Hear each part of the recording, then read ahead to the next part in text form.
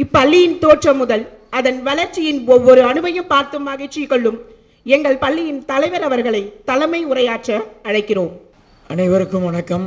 சென்னையிலே புகழ்பெற்ற ஸ்ரீ கிருஷ்ணா ஸ்வீட்ஸ் மற்றும் இலக்கிய கூடல் அவர்கள் இலக்கிய கூடல் என்ற அமைப்பும்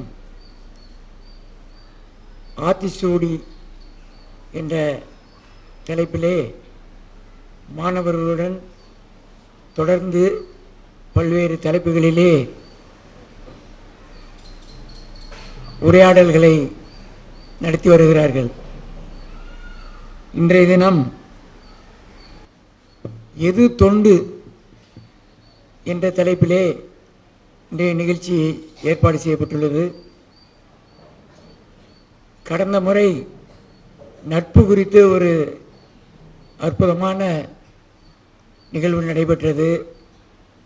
அதில் நீங்கள் எல்லோருமே அந்த நிறுவனத்தார் மாணவர்களுக்கு எதை கொண்டு சேர்க்க வேண்டும் என்று நினைத்தார்களோ அதை அவர்கள் செய்தார்கள். நீங்களும் அவற்றை உள்வாங்கி நட்பை நல்ல காரியங்களுக்கு வளர்த்து கொள்ள வேண்டும் என்ற நோக்கத்திலே நீங்கள் உங்கள் எதிர்காலத்தையும் நிகழ்காலத்தையும் அமைத்து கொள்ள வேண்டும். அதுபோல் இன்று எது தொண்டு என்ற இந்த தலைப்பிலே நிகழ்ச்சியை ஏற்பாடு செய்துள்ள நமது பள்ளி நிர்வாகம், இந்த நிகழ்ச்சியினுடைய சிறப்புரையாற்ற வருகை தந்துள்ள மணிகண்டன் அவர்கள் மற்றும் இந்த நிகழ்விலே முன்னிலை வைக்கக்கூடிய நமது பள்ளியினுடைய தாளாளர் ஆர் தனமேந்திர ராமச்சந்திரன் அவர்கள் மற்றும் நமது பள்ளியின் தலைமை ஆசிரியர்கள் மற்றும் சிறப்பு விருந்தினராக வருகை தந்துள்ள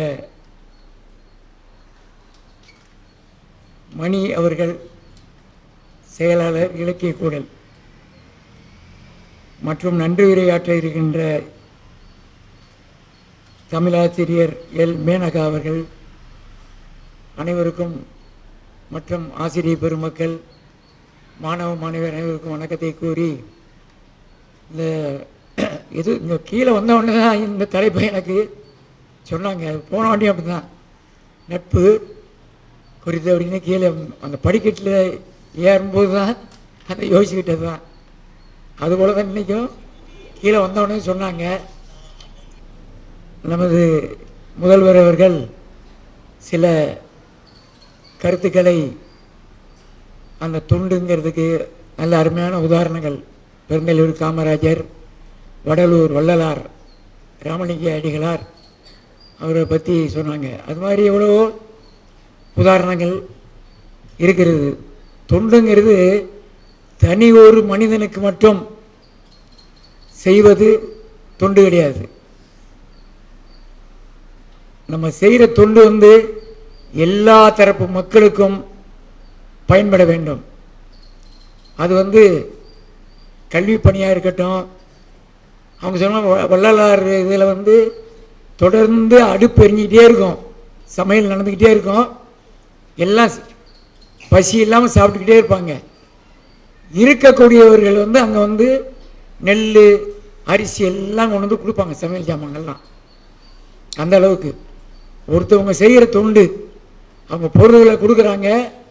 அந்த பொருள்களை அந்த அமைப்பு வள்ளலார் அமைப்பு ஏழை மக்களுக்கும் சரி, ஏழை பணக்காரன் இல்லை, ஏழைக்கும் சரி பணக்காரனுக்கும் சரி 12 மணி 1 மணி ஆனால் பசி எடுக்கும்.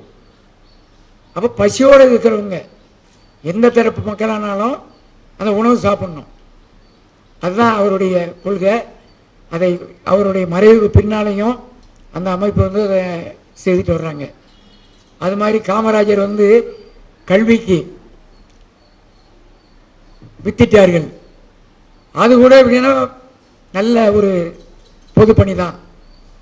அதாவது லட்சக்கணக்கான மாணவர்கள், படிப்பு வாசனையே அறியாதவர்கள் படிப்பதற்கு ஒரு வாய்ப்பை மறைமுகமாக உணவு கொடுத்தாரு. பசியோடு இருந்தால் அவங்க கல்வி அவங்களுக்கு மூளையில் ஏறாது அப்படிங்கிறக்காண்டி அதை கொடுத்தாரு. இலவச கல்வி, ஃபீஸ் கிடையாது. அப்போ பெற்றோருக்கு அந்த சுமை இல்லை. அது ஒரு மாணவருக்கோ ஒரு மாணவிக்கோ கிடையாது. நம்ம தமிழ்நாட்டில் இருக்கிற எல்லா மாணவ மாணவியருக்கும் ஆரம்ப கல்வி 5ஆம் கிளாஸ் வரைக்கும் அவங்க படிக்கிறதுக்கு ஒரு வாய்ப்பாக அந்த திட்டத்தை அமல்படுத்தினாங்க. அதை உலக நாடுகளே பாராட்டினாங்க. இந்தியாவில் பல்வேறு மாநிலங்களிலே அவற்றை அமல்படுத்தினார்கள். எனவே நமக்கு இன்னும் நமது கரஸ்பாண்டன் அவர்கள் அவருடைய கருத்தை கூறுவார்கள். அடுத்து அந்த இலக்கிய குழல் அமைப்பின் சிறப்பு விருந்தினர் மணிகண்டன் அவர்கள் பல இதுபோல் பல கூட்டங்களை நடத்தியிருக்கிறார்கள். பல்வேறு மாணவர்களுடையும் கலந்துரையாடி இருக்கிறார்கள்.